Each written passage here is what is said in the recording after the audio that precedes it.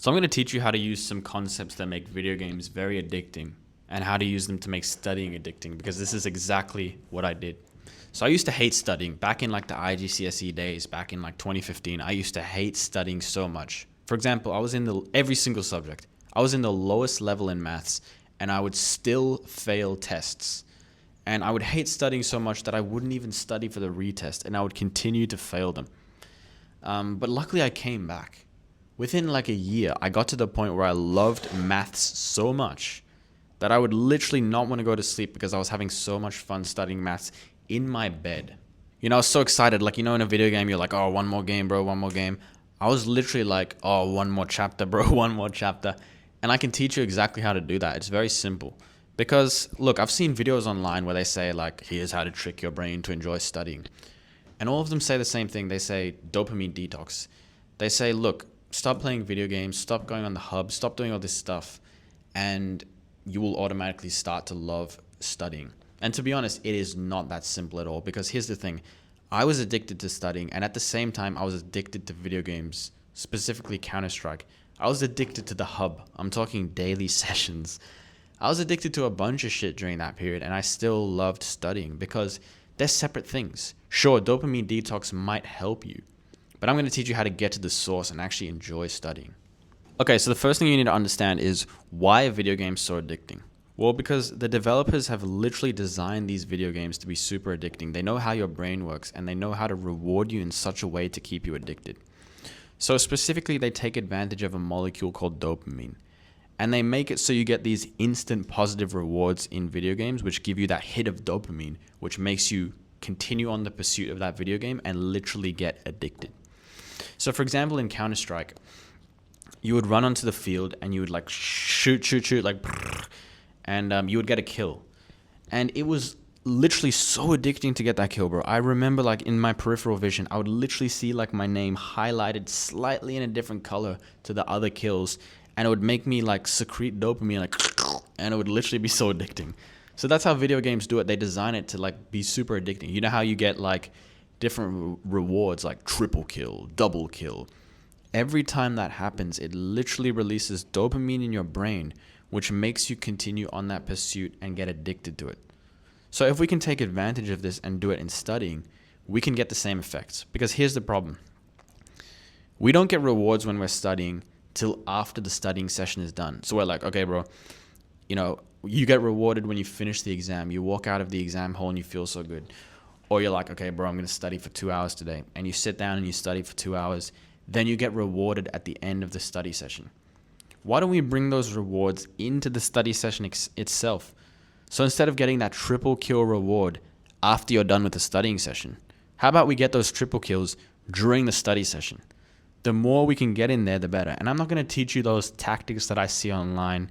Things like, have a cookie at every single paragraph and eat the cookie after you're done. That shit doesn't work. That's external rewards.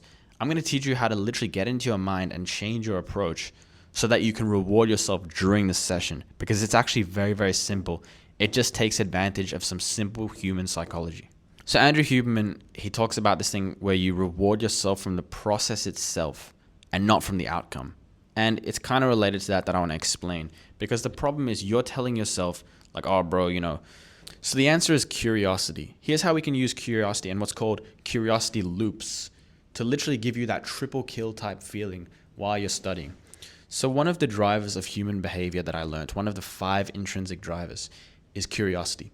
The other ones, by the way, are passion, purpose, autonomy, and mastery that I learned from this book called The Art of Impossible, which is basically like how to motivate yourself to do stuff. And the first intrinsic driver that literally drives human behavior is curiosity. So imagine this. Imagine you heard a sound behind that wall. That opens what's called a curiosity loop. You get curious. What's behind that wall? And dopamine motivates you to move to behind that wall and check what's there. And then you see, okay, it's a cat. Boom, dopamine gets released. So curiosity motivated you to go behind that wall and get that hit of dopamine and find what was there. We can use these curiosity loops in studying to get you that triple kill type feeling. So here's what you do. This may seem corny, this may seem lame, but trust me, it's all about your attitude. You need to become genuinely curious when you approach a subject. You need to approach it like a scientist. You're discovering this beautiful world. For example, when I learn maths, I'm curious to learn about this beautiful abstract world of calculus. When I learn physics, I'm curious to learn about, harmonic motion and all these beautiful things in physics. It's all about changing your attitude to be curious and seeing the subject as like a story, kind of like you're a scientist approaching it. I'll give you some, autistic details on how to do this.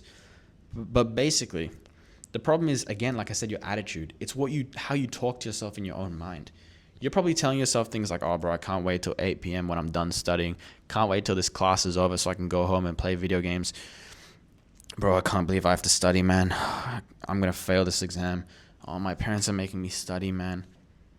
How are you going to open any curiosity loops when this is your attitude?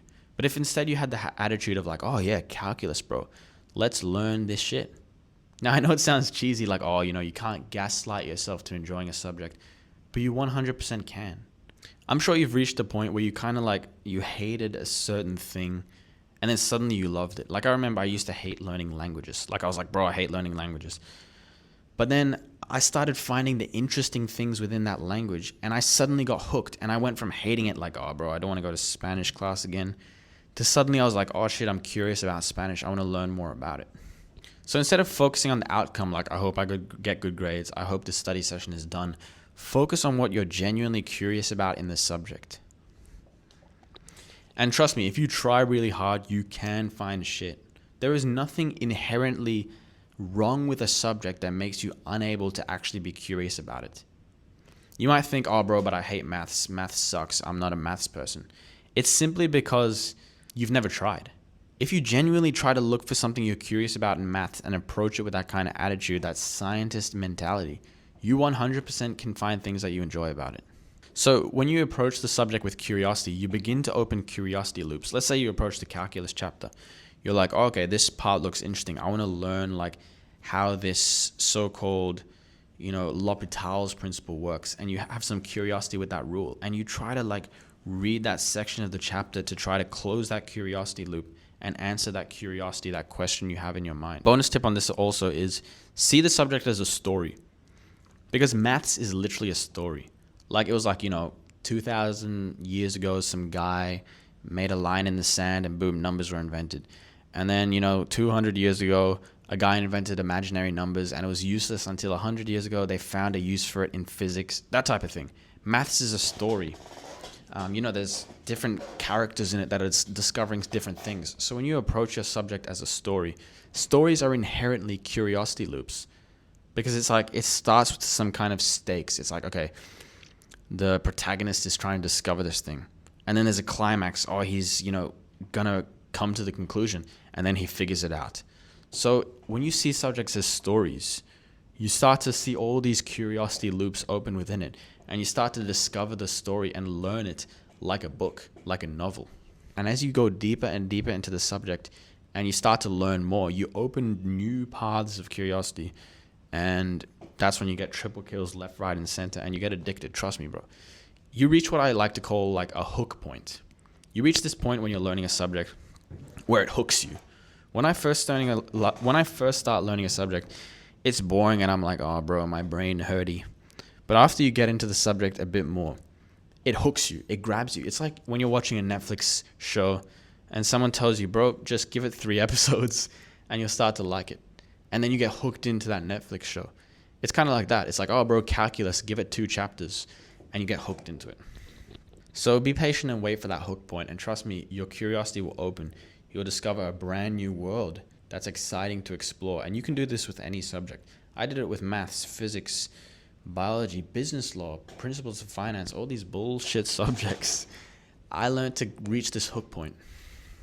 And I'll give you another bonus tip here on how to get those curiosity loops and how to get those triple kill like rewards. Bro, past papers. Whenever you do a question and you get a section of it right, it's like a kill. It's like a double kill. It's like you do a difficult question and you get it right, triple kill. You do a difficult question and you get 1 point out of 3, single kill.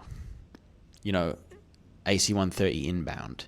You complete a past paper, You get a Moab, mother of all bombs, 20 kill streak, UAV online. That's a triple point on a subject. I don't know where this is going. Find what you genuinely are interested in. Follow your curiosities. Sometimes I'll start like on chapter 3. I'll start halfway through the textbook. Other times I'll start on chapter 2. I'll just jump around. I'll jump to past papers if I feel like doing that. I'll jump back to the textbook. I see a subject as a huge web. People see a subject as like a Netflix series where it's like chapter 1, chapter 2, chapter 3, chapter 4. I see it as a huge web where I can choose to explore whichever area I want. And by the way, one of the intrinsic drivers of human behavior is autonomy. Autonomy means freedom. So when you have the freedom to explore the subject how you want, that motivates you because you're like, okay, bro, I want to start on this section here. And then I'll come back here. And then I'll go do this past paper. Then I'll watch these YouTube videos on this subject. Then I'll do this. Then I'll talk to my friend Bob about the subject. Then I'll go, do whatever you want. So I promise, try this. It's all about your inner dialogue. It's all about how you're talking to yourself when you approach the subject. If you start to approach it with curiosity, you start to get addicted. Trust me, bro. See you later.